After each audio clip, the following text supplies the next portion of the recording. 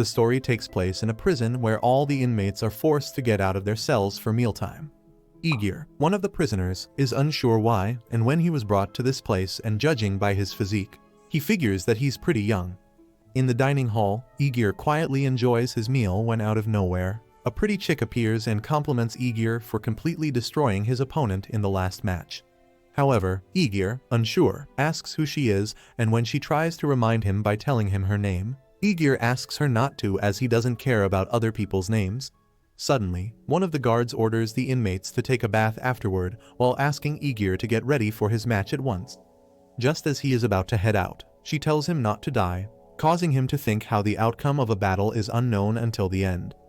At this point, Aegir is well aware that this place was made to gather young males and females for entertainment, whether it be being touched by freaks or made to fight each other.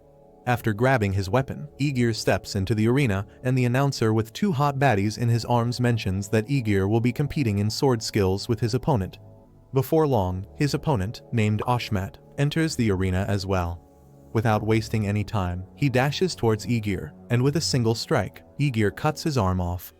All the spectators start cheering for Aegir and telling him to eliminate him.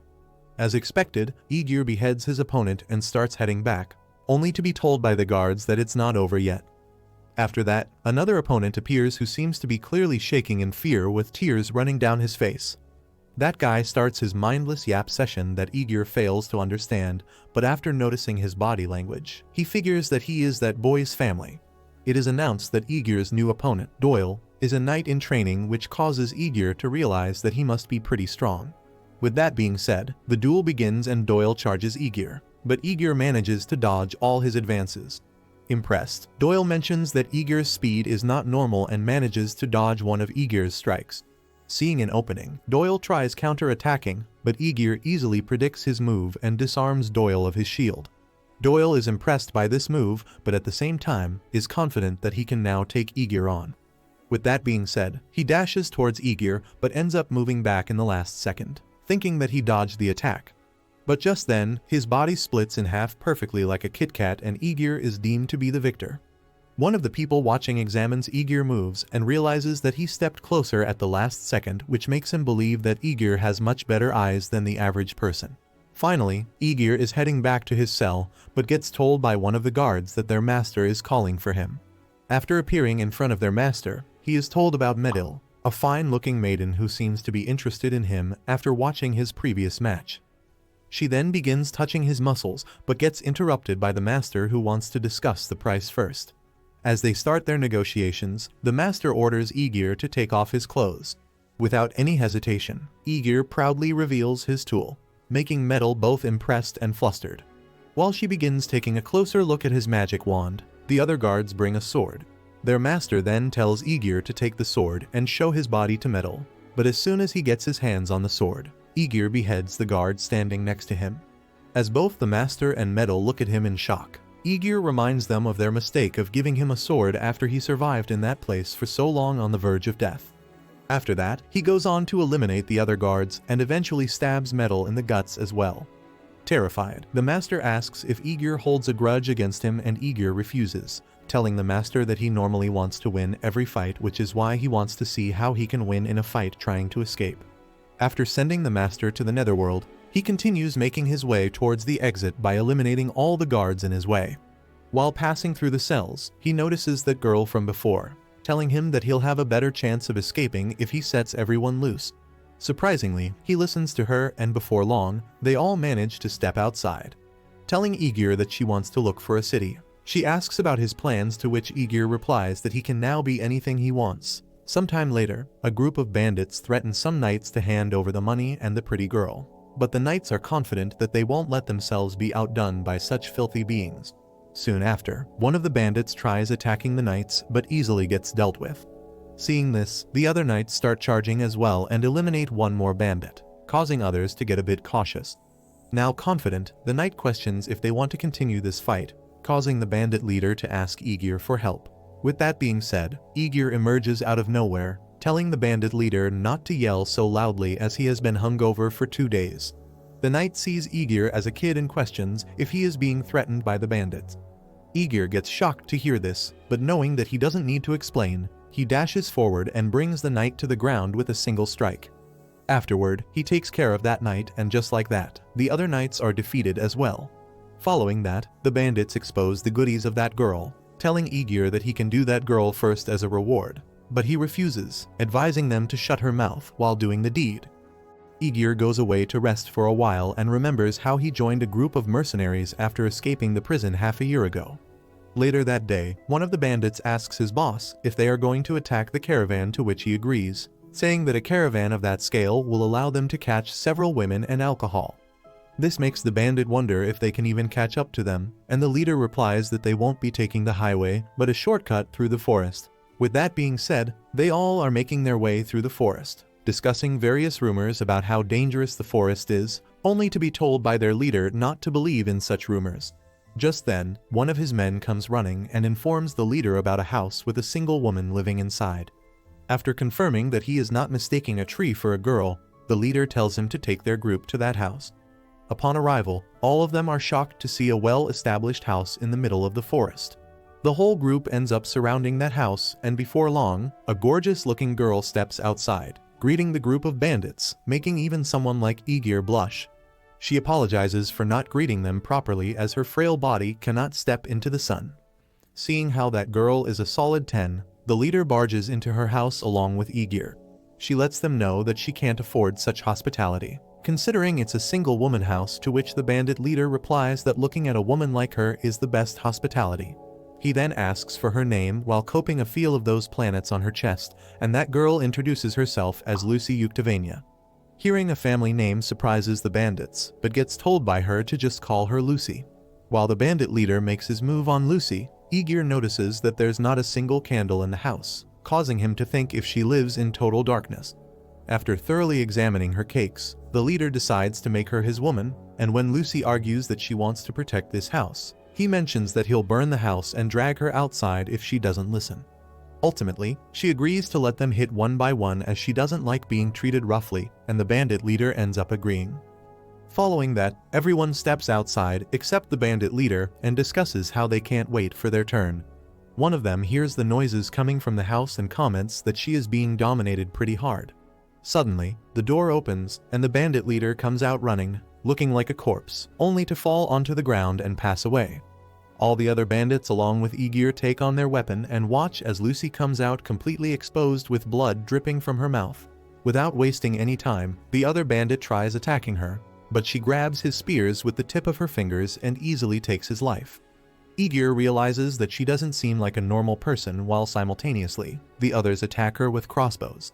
However, she manages to catch all the arrows except one that ends up popping one of the milk balloons. But to their surprise, her wound heals in a matter of seconds, making them wonder what kind of monster she is. Lucy then continues dealing with all the other bandits without breaking a sweat until Aegir jumps at her with his sword in hand and breaks the shade protecting her from the sun, knowing that vampires are weak against sunlight. As soon as sunlight falls on her body, Lucy starts screaming in pain. But it doesn't seem to affect her much, and instead, Lucy questions Aegir why he destroyed her beautiful house. This ends up making her even more furious, and with one of her powers, she makes everyone scream in pain along with Aegir, who can't breathe and falls to the ground. His body starts feeling stiff, and all the negative emotions start raging like a boiling pot. But before long, he starts getting used to this and manages to get back up. Lucy is surprised to see him free himself from her power, to which Aegir replies that he has seen so much negative stuff that it doesn't affect him anymore. Hearing this annoys Lucy, who mentions that it's not something young people like him are accustomed to. Aegir also notices her aura changing, which makes him ask if she's not angry anymore. But Lucy disagrees, telling him that he destroyed her beautiful house, and Aegir replies that he won't harm it anymore if she lets him go. However, she refuses, knowing that it'll be a pain to clean up all the mess by herself, and agrees to let him live if he agrees to her conditions. Lucy's first condition is to repair her house. The second is to dispose of the corpses, and the third is to let her suck his blood. Aegir mentions that he'll be sucked dry and die, but Lucy reassures him that she'll only drink once every 10 days. Aegir argues that it's impossible as it takes 2 days for a one-way trip from the nearest city. Hearing this makes Lucy believe that Aegir misunderstood her and lets him know that he will be living with her from now on. Furthermore, Lucy mentions that Aegir looked quite tempting the first time she saw him and can tell that he's a virgin from the scent coming from him. Right now, she has a few lessons she wants to teach him herself. Additionally, she can't understand how a boy this young could be this composed after witnessing a massacre and figures that he must have endured a lot. While burying him in her jugs, she thinks that Aegir lacks common sense and decides to let him take a rest after all that action. Lucy further tells him that blood-sucking and lustful urges are connected and asks him to embrace her. She then decides to turn him into a man and runs towards her house while carrying him with one hand. After that, she throws him on the bed and doesn't waste any time swiping his V-card. After they are done, Lucy notices that she completely sucked him dry without even drinking a drop of blood from him, and seeing him sleep so peacefully makes Lucy finally have a taste of his blood. With that being said, Aegir slept peacefully for the first time with a vampire behind his back. The next day, Lucy asks him about the country's name, but he doesn't seem to know what a country is and wonders if it's where the arena is. This makes her realize that his thick skull doesn't know anything besides fighting, and knowing that he'll live a sad life this way, she decides to drill some basic knowledge into him. But when Aegir argues that he can live just fine without knowing it, Lucy gives him a sneak peek of her honkers, making him instantly agree to take her classes. To start things off, Lucy explains that the world they live in is called a continent, and in the middle of that continent lies a mountain range. The east and west both have their plains, while in the north and south lay two big powerhouses. In the north, it's called the Union of Olga, which is a country that has existed for 500 years, while in the south is the Empire of Galand, which is a military-ruled country. Following that, Lucy asks Aegir about the country this forest is associated with, and when he fails to reply, she lets him know that this is the Central Plain, which is on the east side of the continent. In the Central Plain, many small countries that have formed alliances exist, and this particular forest lies in the country called Troya Kingdom. She then asks if he understood everything so far, and while Aegir's two brain cells fail to grasp every detail, he realizes that the world is a much bigger place than he thought. Lucy is happy with this result as she wanted him to understand this first and foremost. Additionally, she lets him know that there are a lot of other things to learn, but it might take him some time. Later that night, Lucy makes vegetable soup for him and mentions how it's been hundreds of years since she last cooked.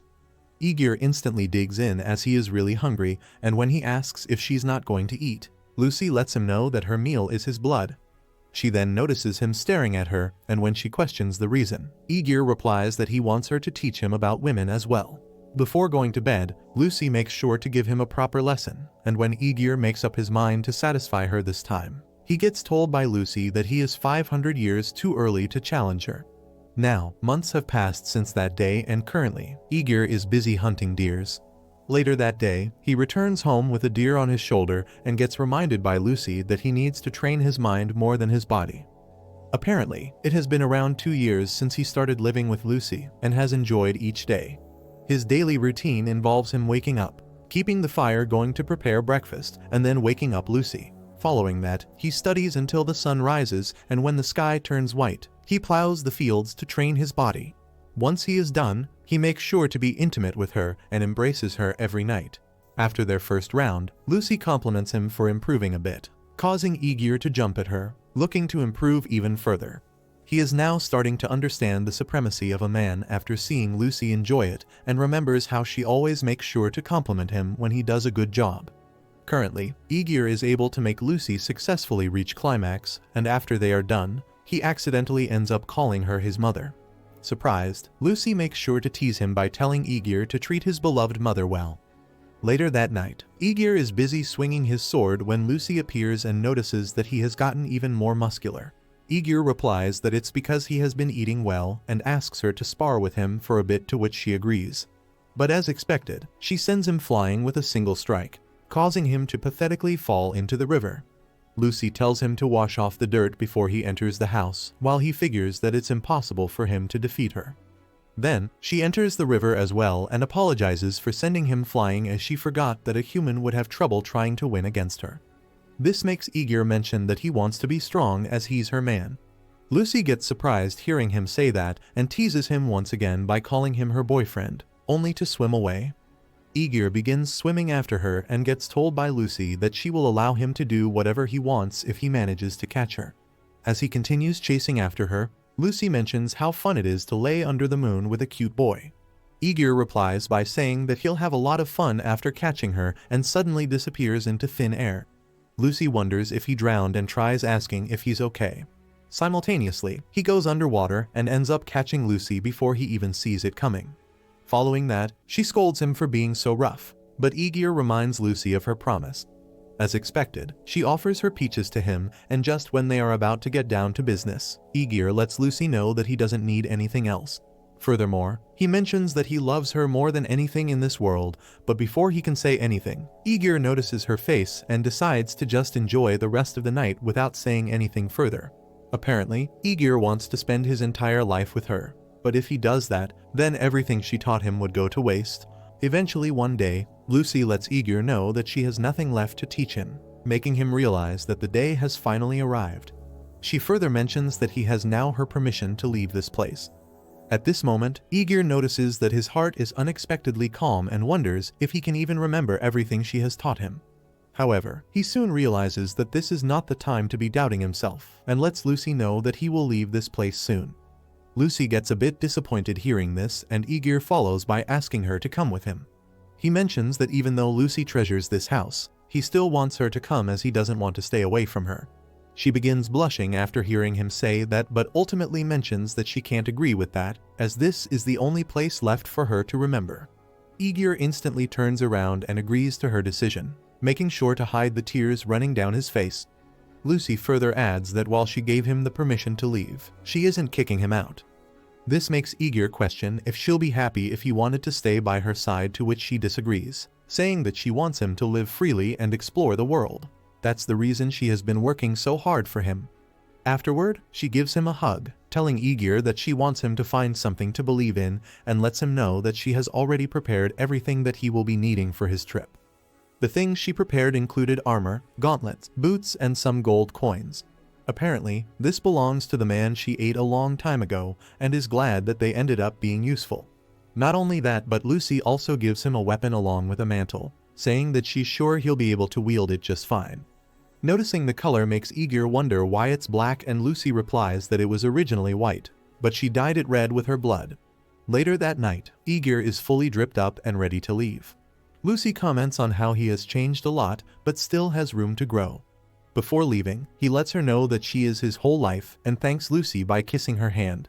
This makes Lucy mention that he has passed the lessons on women and advises him not to treat other women the same way he did with her, as they'll die, considering the foot-long monster he's rocking. For one last time, Aegir asks if she really doesn't want to come with him, to which she agrees. Ultimately, he gives her a kiss, and Lucy lets him know that while she can't be with him, they won't be parting forever. What she wants is for him to become a noble, climb ranks, and eventually become the king. After claiming this land, when he returns, she will be whatever he wants, whether it is his wife, his mistress, or even something else if he's freaky like that. However, becoming a king as a commoner is something Aegir finds impossible until he takes a look at Lucy. With a determined look on his face, he finally leaves. Meanwhile, Lucy wonders if he will return to her once he grows old and realizes that death is coming close, but at the same time, she knows that she won't be hoping for his return. Currently, Aegir is heading to the north as he plans to head towards the Olga Federation. It's been 4 days since he left the forest, and since he has bathed every day for the past 2 years, the smell of sweat is starting to make him uncomfortable. For the time being, Aegir decides to stay at the town named Rolel, which has a population of around 3,000. But just when he is about to enter, the guards at the main gate stop him, asking Aegir for his name and intention. Aegir introduces himself as a mercenary. They then notice the weapon on his back and wonder if he's here for the wolf hunting season. Curious, Aegir asks if he isn't allowed, to which the guard replies that normally, people pay with a silver coin, but entering with a weapon like that with no real reason isn't allowed. Having no other choice, Aegir takes out one of the gold coins Lucy gave him, which ends up surprising the guards. One of them then advises Aegir to grab himself a spear for the wolf hunt, and when he asks if he can enter, they agree, telling Aegir to make sure there's no witness around if he ends up eliminating someone. Just then, the captain of the knights arrives, telling the guards to take out the thing they stored in their pocket. After taking the gold coin from the guards, he returns it to Aegir and gives one of his silver coins to the guards instead. This results in Aegir thanking him and asking for his name.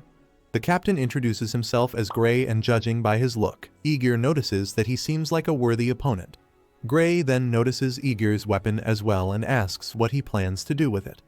Aegir makes an excuse about wanting to enter the wolf hunt, and Gray ends up buying it. Furthermore, Aegir asks if there's an inn he can take a bath at, to which Gray replies that baths in the town are only in the nobles' houses and the most he can do is wipe his body at the inn. Nonetheless, Gray advises him to hurry up as most of the inn are already packed due to the wolf hunt. After finally entering the town, Aegir roams around and checks the market to get a better understanding of the prices. Unfortunately, Aegir only has gold coins with him, and the money works in a way that 1 gold coin equals 10 silver coins and 1,000 copper coins.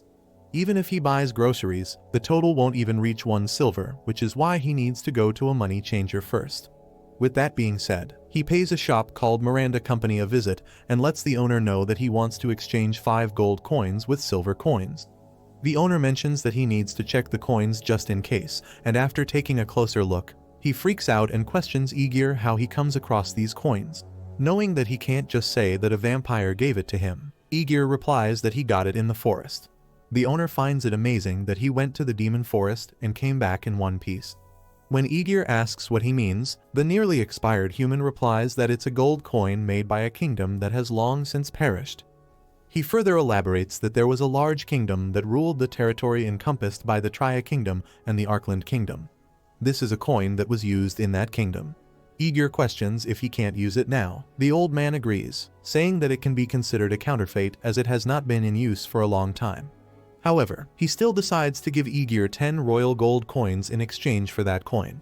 But Aegir decides to just trade 5 normal gold coins, as that coin holds a special meaning for him. Before leaving the shop, Aegir questions the old man about the name of that kingdom he mentioned, to which he replies that the name is Yuktavania Kingdom. Aegir gets shocked to hear this, as he remembers that Lucy's last name is Yuktavania. Seeing the look on his face, the old man asks if something's wrong, and Aegir replies that he is even more determined now. He has now decided that no matter how many years it takes, he will become the king and return to her. Later that day, Aegir visits an inn named Little Bird Bowen and asks the waitress if they have warm water to wash with.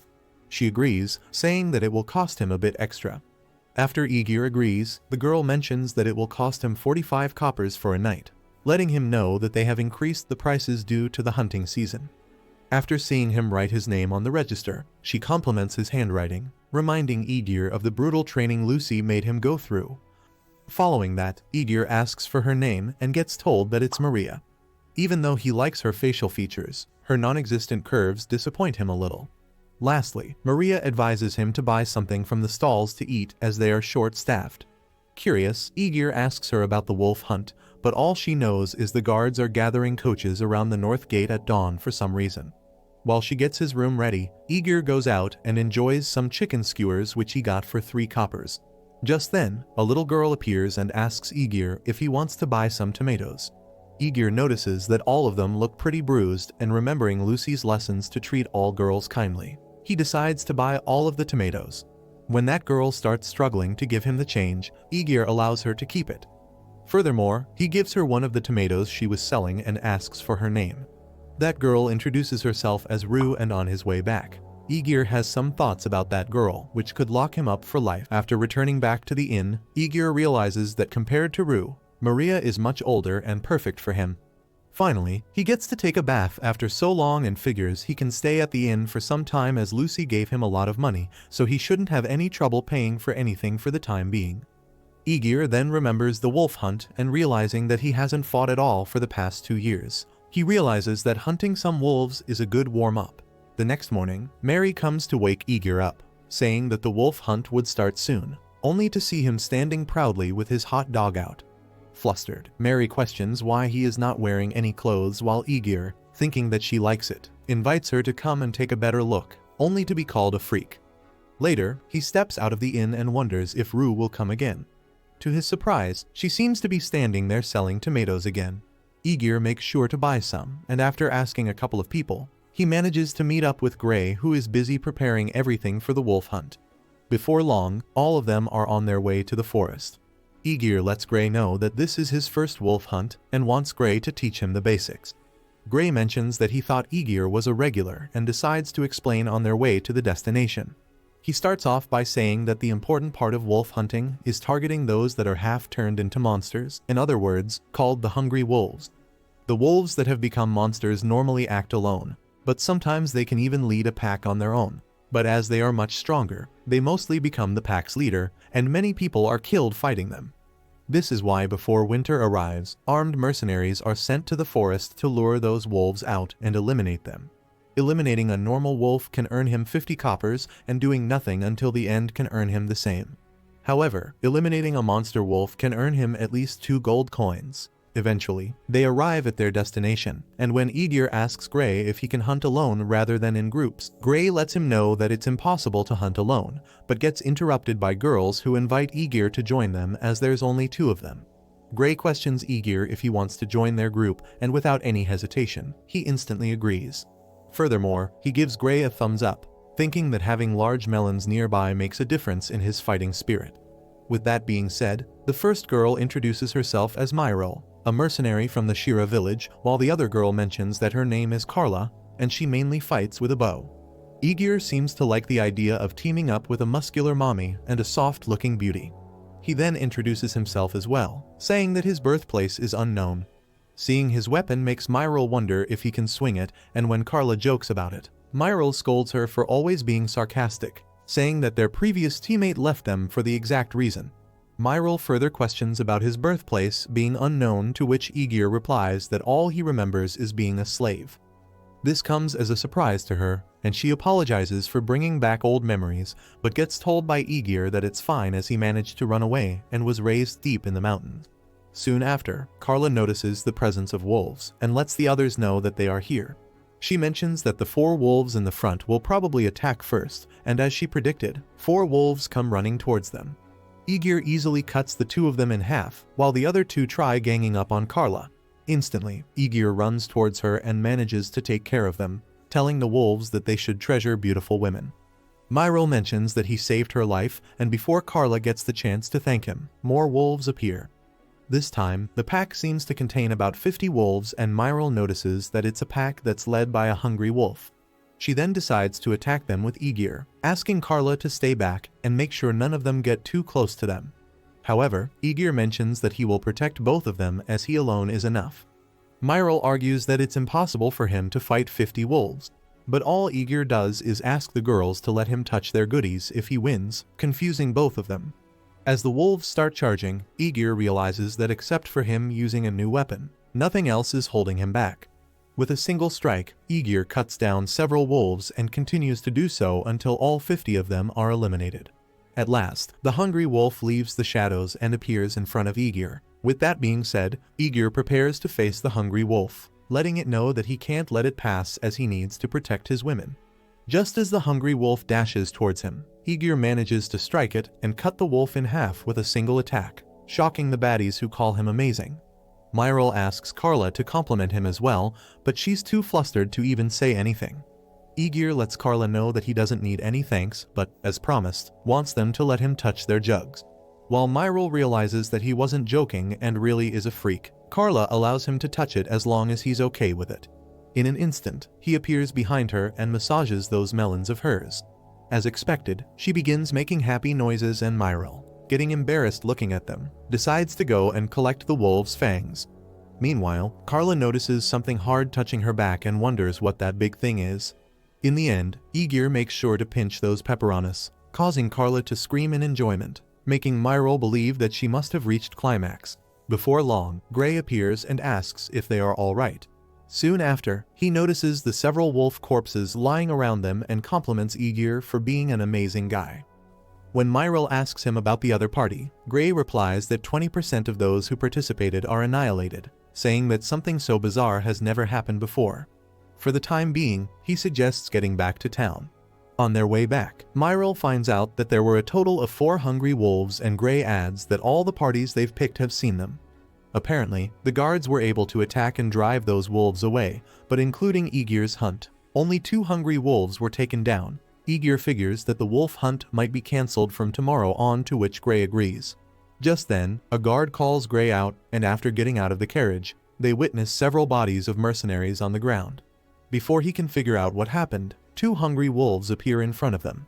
While everyone starts panicking, Aegir notices that the pack leaders seem to be working together and figures that there must be something big leading them. Suddenly, 5 more hungry wolves appear with the one standing in the middle looking extra huge. Everyone almost wet their pants seeing the size of that wolf, and someone then start calling it the wolf from the legends. Gray tries diffusing the situation by calling it just a ridiculously huge wolf. Aegir figures that there are 6 hungry wolves and 1 monster, but to him, they don't look that strong. To start things off, he charges forward and eliminates 2 of the hungry wolves who try attacking him. This motivates the other parties to get up and follow his lead. As he finishes off the 3rd hungry wolf, Aegir notices the monster crushing the mercenaries behind him. They all start running, knowing that it's impossible to fight it, leaving Gray behind. Before long, Gray finds himself in front of that monster and figures that this is the end. But just in the nick of time, Aegir appears and blocks the attack. He then asks Gray to take him to a house of plotful fun if they get out of there alive, to which Gray replies that he'd rather make him one of his subordinates. That being said, Aegir tells everyone to fall back, saying that he will be the one taking this monster on. Eventually, the monster tries attacking Aegir with its claws, but Aegir easily manages to block the attack using his weapon. However, the monster doesn't stop there and continues attacking, and as expected, Aegir dodges each and every single one of those attacks. Seeing this battle makes the other mercenaries compliment Aegir along with Myril, who can't believe that Aegir is taking no damage even though he is being counter-attacked. Ultimately, the monster tries intimidating Aegir by letting out a loud growl. Aegir figures that it's trying to catch him by surprise, totally aware that he was actually waiting for this moment. With that being said, he manages to land a strike on the monster's head, but fails to break through its tough skull. This allows the monster to successfully counterattack and pin Aegir down to the ground. Seeing the girls come to help him out, Aegir realizes that he can't let them worry as he plans to share his bed with them. To get himself out of this situation, he lands a few punches on the monster's mouth, and after managing to lift the monster up, he slams it onto the ground, surprising everyone along with the monster. After praising the monster for carrying more weight than his lust drive, Aegir finally ends its life. While the others are shocked, Carla gives Aegir a hug, letting him know that he's unexpectedly strong. On their way back to the town, Aegir mentions that he will be heading back to his inn, causing Carla to mention that they will be renting some rooms at his inn as well. Back at the inn, Maria welcomes Aegir, asking him about the hunt, only to witness several other mercenaries tagging along. Following that, they all have a great time drinking, and Rue ends up selling some of her tomatoes as well. Later that night, Aegir gets out of the bath and hears someone knocking on the door. To his surprise, it's Carla who asks if it's okay for her to come in. The next morning, Gray appears in front of the inn, telling Aegir that they need to go to the guards' headquarters. Apparently, some people want to ask him some questions, and because Carla ended up having too much fun, Myril is the one joining them. At the headquarters, the head of guards called Glock compliments Aegir for achieving an amazing feat, and Gray reassures Glock that he has confirmed what Aegir accomplished with his own eyes. Without wasting any time, Glock gives Aegir around 50 gold coins as a reward, and when the Brokies start arguing that this sum is too much for a reward, Glock replies that giving him an insufficient reward will only bring shame to the name of their town. Eventually, he officially gives Aegir that reward, and before he leaves, Glock invites Aegir to join the guards, promising to pay him double the salary. Aegir starts off by thanking Glock for the offer, but says that he plans to travel around the world, which is why he has to refuse the offer. Glock understands and lets Aegir know that he would have loved to join Aegir if he didn't have a wife at home. This makes Aegir ask Glock if there's something else he'd want his help with, and Glock requests him to take care of the bandits rampaging around the villages in the east. On his way back, Aegir runs into Gray, who mentions that he was looking forward to working with Aegir, to which Aegir replies that he's going back to do it one more time with Carla before leaving. Furthermore, he reminds Gray of his promise to show him to some escorts, to which he agrees, calling Aegir a womanizer. Back at the inn, Carla mentions that she will be coming with Aegir, and Myril reminds her that they are a party which was formed only for the hunt. But Carla argues that she's already Aegir's woman and will be coming with him because she is the type who has intense feelings for the man she loves and can't even think about parting ways with him. Following that, Aegir asks if the two of them are alright with only receiving 4 gold coins for the reward, to which Myril replies that Aegir did most of the job anyway, and the 50 gold he got for taking down the monster should be his. Carla also says that she doesn't mind, as long as she gets to do the deed. Aegir then asks Myril if she will be going home, and Myril agrees, informing Aegir that she will buy food from her earnings and go home as her village has a hard time gathering food in winter. This reminds Aegir that the bandits are in the same area as her village and suggests him and Carla tagging along with her so they can take down the bandits together. Myril seems to like this idea and lets him know that it'll take 4 days on foot. Now that it's decided, Myril decides to go and buy some food while the two of them decide to do it again and start sucking the life out of each other. However, they get interrupted by Myril, who reminds Carla that she needs to replenish her arrows and Aegir that he should buy a horse to ride it. With that being said, the two of them pay a visit to the old man, who has already heard rumors about Aegir receiving a reward for his military service. Aegir then lets him know that he's looking to buy some knives made out of steel. Meanwhile, Carla suggests that they should also buy some medicine, and when the old man tries warning him about how much medicines cost, Aegir replies that the price doesn't matter to a man as loaded as him. In the end, Aegir ends up buying the necule ointment that works wonders in healing wounds. Furthermore, Carla asks Aegir to buy the bottle with the questionable shape and doesn't elaborate on the need for it. The old man explains that it's a contraception and conveys a special meaning when it's given from a man to a woman. The special meaning is that the relationship between them will be totally physical, and that she should use it to prepare her body. Hearing this makes Aegir wonder if Carla is satisfied with being just his mistress. Nonetheless, he ends up giving that bottle to her, and with a big smile on her face, Carla gladly accepts this present. After they are done buying everything they need, Aegir suggests going to see some horses, and the old man informs him that their store sells horses as well. With that being said, the two of them pay a visit to the farm where the horses are present. Taking a better look at those horses makes Aegir believe that they are living with no spirits, and before long, he picks a quite menacing-looking horse. The old man informs him that even though that horse is 3 years old, no guard has been able to ride it successfully. However, Aegir finds its violent nature pretty interesting and ends up walking towards that particular horse. After an intense stare down between Aegir and the horse, he realizes that the horse is definitely bothered by something.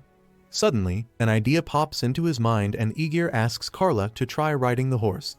The old man begins to panic, but to his surprise, Carla manages to get on its back without any difficulty and rides it like it's a usual horse. After that, Aegir decides to give it a go and asks the old man to put the stirrups and reins on the horse since it's first time. Even after Aegir gets on top of the horse, it doesn't do anything unusual and behaves like an ordinary horse. Aegir finds horse riding pretty useful and asks for the price. The old man decides to set a price after the breeder confirms something for him. After Aegir's turn is complete, the breeder tries climbing on the horse but gets kicked instead. Confused, the old man questions Aegir how he managed to tame that horse when he has no past experience. Aegir replies that he knows that causes him to be violent and elaborates that it doesn't like being mounted by men, as that horse enjoys having Carla's chest pressing against him. This comes as a shock to both of them, and when the old man inquires why the horse let Aegir ride, Aegir mentions that he promised the horse to let Carla ride him every day if he buys him. Later that day, he returns to the inn with that horse in hand. Maria asks if he has decided on a name for that horse, and when Aegir disagrees, Maria insists on naming it Schwarz, and Aegir can't help but agree to her demands. Later that night, Maria informs Aegir that his current lodging expires soon, asking if he wants to extend it. This makes him realize that he hasn't informed Maria yet, and lets her know that he will be leaving tomorrow morning. This comes as a shock to Maria, and she walks away without saying anything. Just then, Rue appears and asks Aegir to take her along if he is headed towards the east. Apparently, she came from that area, but it's too dangerous for her to go alone. As the wolf hunt is over, there are only a few caravans around. Aegir figures that she came to this town by a caravan and asks if he has a family there, to which Rue replies that her sister and mother live there. Ultimately, Aegir agrees to bring her along, saying that it's a man's duty to escort a little girl to meet her mother. After showing her gratitude, Rue runs away, leaving Aegir behind, who wonders if he should ask Carla to try some new positions. Sadly, Myril forces Carla to rest instead of going to the pound town as they have a trip tomorrow. Having no other choice, Aegir decides to sleep alone, but when he hears some footsteps approaching, he instantly wakes up, only to find Maria standing in front of him. She mentions that she wanted to talk to him considering how Aegir would be leaving this place soon. Maria further adds that many people have stayed at the inn, but there's something special about Aegir.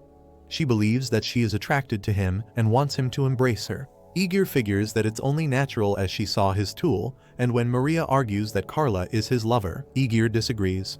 Even though Maria came to his room on her own, she began feeling bad for Carla. The next morning, Rue ends up joining Igor, who makes sure to greet her. Myril tells Rue not to fall behind, while Carla mentions that it wouldn't even matter to her. This makes Igor believe that while Myril won't ever abandon Rue, Carla wouldn't think twice leaving her behind. After that, he notices Maria waiting to see him off and makes sure to give her a kiss, promising to come back one day. With that being said, they finally start their journey towards the east. After some time, he notices that Rue seems to be having a hard time keeping up with them and decides to make her ride the horse. Being a peasant all her life, Rue starts panicking and mentions that she's alright with being dragged along by a rope, but gets told by Myril that it'll look more like a kidnapping that way. Carla then notices that Schwarz is not acting completely fine, causing Igor to call him a lewd horse, wondering who he takes after. That night, Myril asks Rue to sleep with her instead. At some point, she wakes up to some weird noises, only to later realize what the origin of that noise is. The next day, Myril notices something at a distance, and when Igor asks Carla about it, she lets him know that they are probably people. Igor then asks Carla and Myril to be on the lookout and decides to go to the hilltop and hold those people, as it'll be bad if they start shooting arrows.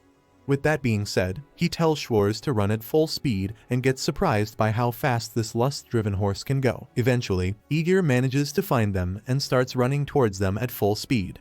Soon after, the bandits also notice Igor approaching them, and when he questions the reason they are following them, the bandits tell Igor to leave his luggage and women behind. As expected, Igor refuses, followed by him taking out his weapon, and the horse gets furious at the bandits for wanting to have his women as well. Judging from their equipment, Igor figures that they all are farmers, and just as the bandits try attacking him, saying that a single rider can't do anything, Igor cuts 3 of their arms with a single strike. Witnessing Igor's overwhelming power, the leader of the group tries to flee, but Igor tells Schwarz to run after him and eventually manages to deal with him for good. Now that the leader is defeated, Igor tells the other bandits to run away or they might end up like him, causing them to run away without looking back. While Igor starts thinking how those bandits should have some guts, Schwarz shifts his attention to the ladies who seem to be fighting a group of bandits as well. However, Myril easily manages to deal with those weaklings, and when one of the bandits try attacking her from behind, Carla takes care of him by shooting an arrow at his eye. Concurrently, Igor appears like a white knight and beheads one of the bandits, followed by Schwarz crushing another one of them under its hoof. Seeing their numbers, Igor realizes that there are about 10 archers among them, and after asking the girls to take care of Rue, he charges them. Before the bandits even get the chance to react, he swipes most of them with the help of Schwarz, shocking both the maidens and the remaining bandits. He again tells them to surrender, and all the remaining bandits end up running for their lives. Now that the battle is over, Igor realizes that they will need to clear the corpses and thinks how Schwarz runs pretty fast for a horse that's a womanizer. To his surprise, Schwarz ends up biting his hand, causing the 2 of them to start fighting, making Myril ask them to be quiet as Rue is frozen in shock. Before long, they arrive at Myril's village, and after they enter her house, everyone gets shocked seeing the amount of food she brought along. Before long, the chief of the village appears and thanks Igor for dealing with all the bandits. Furthermore, the chief lets him know that their village doesn't have much to give him in return, as they are all quite broke these days. Luckily, Igor lets them know that feeding his horse and giving him a house to crash into would be enough. The chief instantly accepts this before Igor asks for anything else, which makes Igor realize that the chief was worried because he didn't have much to offer. After asking the villagers to prepare a feast for Igor, the chief lets Igor know that he can arrange a harem for him tonight if he desires. The thought of doing it with a harem overjoys Igor, and when the chief asks him to compensate those girls, he agrees to hand over about 2 silver coins per night. Igor then asks the chief to send any number of girls who will agree to sleep with him, telling the chief to consider their age.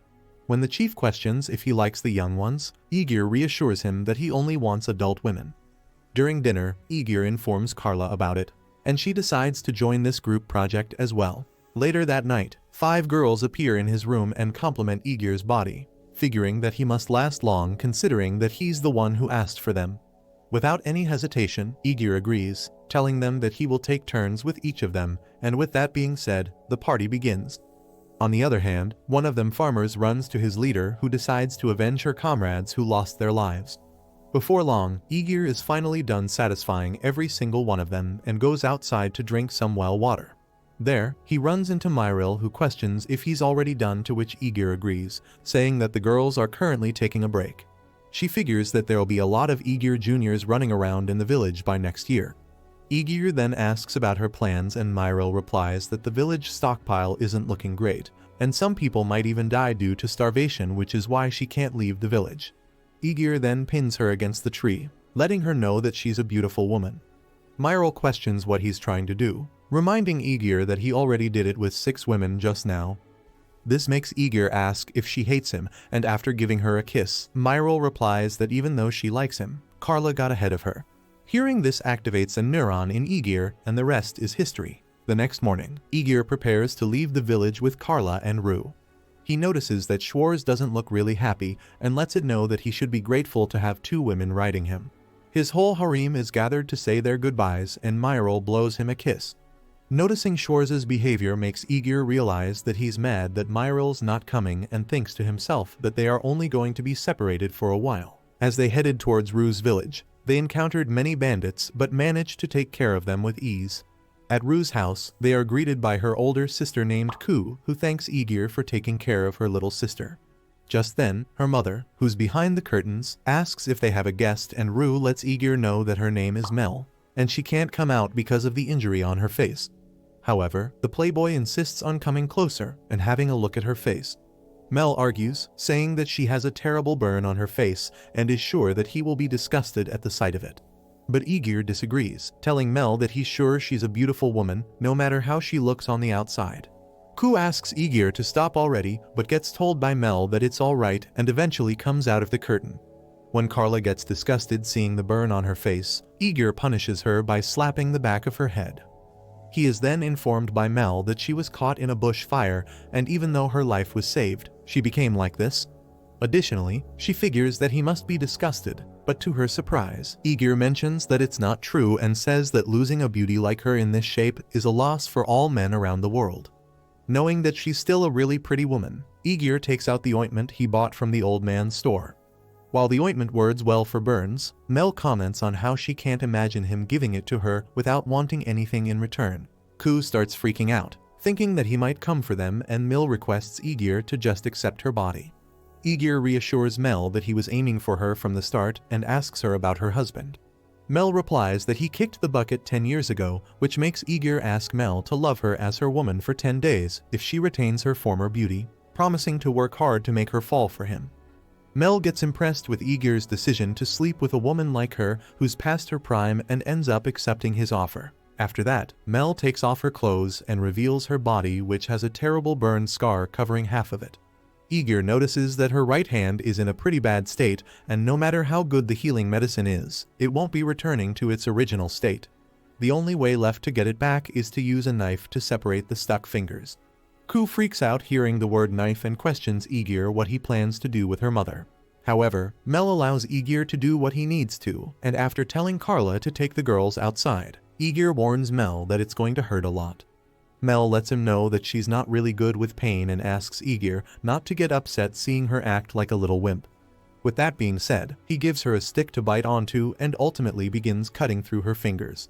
Mel's screams can be heard outside the house where her daughters are praying for their mother's safety. After countless feints and 3 incontinences, all of her fingers were successfully separated. Following that, Aegir gives her the ointment, informing Mel that the bleeding will stop immediately after applying it and hopes that her scars will be much better tomorrow. The next morning, Mel wakes up to find herself in a much better state, and Aegir believes that they will get even better with time. In this way, the treatment continued for the next few days. There were times when Aegir had to take care of her, but saw Ku already doing her best to help her mother out. Seeing this made Aegir advise Ku not to overdo it, saying that she should leave it to him and get some proper sleep. Eventually, on the morning of the 7th day, Mel wakes up to find herself completely healed. While her daughters start crying seeing their mother getting better and prettier, Aegir can't help but be glad in the investment he made. However, seeing their family having an intimate time, Aegir decides to leave them alone for the time being. Later that day, he is told by Mel about her debt, who informs him that he used to be a servant of a local lord until she was abandoned and saved by the village chief. But as her husband died in the war and she was burned by a fire, Mel couldn't help but get indebted. Curious, Aegir asks if she can satisfy him with her body if he pays it back, to which Ku agrees, telling Aegir that she's prepared for it. With that being said, Aegir reassures them to leave everything to him and lets the loan sharks know that he will be paying off the debt.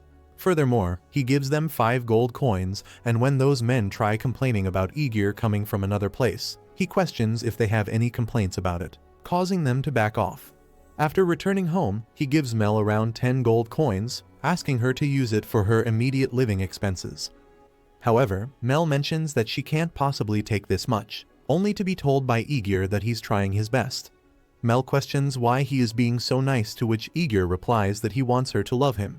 Flustered, Mel informs Aegir that there are no partitions in the house, but Aegir argues that they should show off how much they love each other.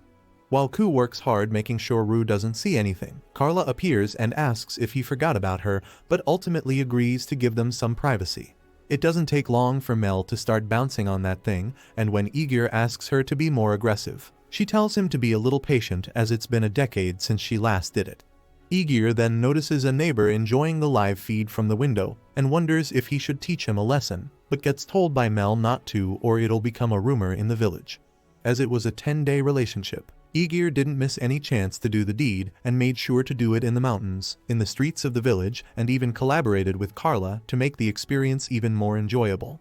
One day, he is working on the fields when a villager comes running and informs Aegir about the wild bear. However, he easily manages to defeat the bear and brings the meat home. But to his surprise, Mel ends up giving it to the villagers, and when Aegir asks her the reason, Mel replies that if they don't divide big things into the village, it creates a rugged impression. Additionally, she wants to take this opportunity and reveal their relationship to the whole village. Apparently, Mel worries about getting approached by someone as she feels the gaze of many men. Knowing that Aegir can't be at the village forever, she believes that she might get taken advantage of by another man after Aegir leaves the village. When Aegir questions what he should do, Mel puts a piece of meat in her mouth and starts kissing Aegir, causing all the villagers to stare at them in confusion. While kissing, she announces that her body and soul belongs to Aegir and that she doesn't want to be held by another man unless she's forced to. Aegir lets her know that if such a man exists, he will chase him down and disassemble him like the bear. Seeing all the men look terrified, Mel figures that it'll be fine as everyone is scared of him. Just then, one of the villagers appears and tells Aegir that Mel seems to be having a hard time considering how intense their bedroom activities are. However, Mel reassures her that it's not true as all 3 of them are loved at the same time. Aegir yells at her for saying that he loves the little ones as that's immoral, to which Mel replies that maybe Ku and Rue will be safe if he did. Eventually, that 10-day journey of his ends and it's finally time to move to the next location. Mel and the others are out to see him off and Ku runs up to Aegir and thanks him for all the help, requesting him to come to live with her mother as her mother has never been so happy before. Mel gets surprised to hear this and Ku begins crying as well. However, Aegir is aware that he can't make such promises as he's a horrible man, but at the same time, he's aware that it's something he can't give up. For the time being, Aegir promises to come back for Ku and gives her a kiss, which comes as a shock to Ku, and she runs away embarrassed. Before he leaves, Mel lets him know that if he makes her wait too long, she might turn into an old hag, and Aegir reassures her that it's fine as long as she keeps her heart clean. Mel lets him know that he will be her last man for whom she'll wait forever. And with that being said, Aegir finally leaves. Ku then begins crying while hugging her mother, and Mel reassures Ku that they will meet Aegir again, and is sure that by that time, his part will be here too. While making their way through the village, Carla questions if they are going back to L'Oreal, to which Aegir disagrees, letting her know that he still needs to fulfill his promise to the captain of the guards and need hard evidence of the bandits. Luckily, due to his experience, he has a good idea where the bandits might have set up their nests and looks for a high spot with a wide view of the road, as Aegir is sure that they can camp in the forest and a small river is more than ideal for them. Before long, he notices a cooking fire at a distance, and to his surprise, it ends up being the base of the bandits. Seeing that it's a shelter, Carla questions about their next step, and Aegir replies that as there are a lot of them, they will need to break them up. Just then, Aegir notices a woman amongst them and figures that she must be their leader. However, he finds it to be a good thing as he doesn't want to eliminate her, but wants to cultivate her instead. Suddenly, he runs into a trap set up by the bandits which alerts every single one of them. Their leader notices Aegir's arrival and orders her men to surround them at once. Before long, Aegir and Carla are surrounded by them from all directions, which impresses Aegir as even his own previous army couldn't have done it this well. One of the bandits then informs their leader about Aegir being the one who eliminated her comrades. The big guy amongst them questions what they should do with them, and the leader, Claire, orders them to eliminate them at once. She then lets Aegir know that resisting will only make his death more painful, to which he replies that he's not ready to die yet. For the time being, Aegir begins to wonder how he can get Carla behind him and figures that the big guy in front of him will be a tough opponent. To start things off, Aegir throws his shield at that guy and uses this chance to cut through the rear. He then beheads the few bandits blocking his way, and after grabbing Carla in his arms, he throws her up in the air.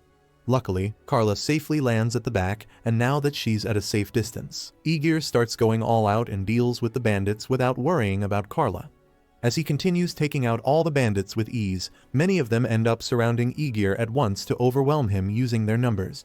But to their surprise, Aegir takes them out with a single swing of his weapon and beheads everyone who comes his way.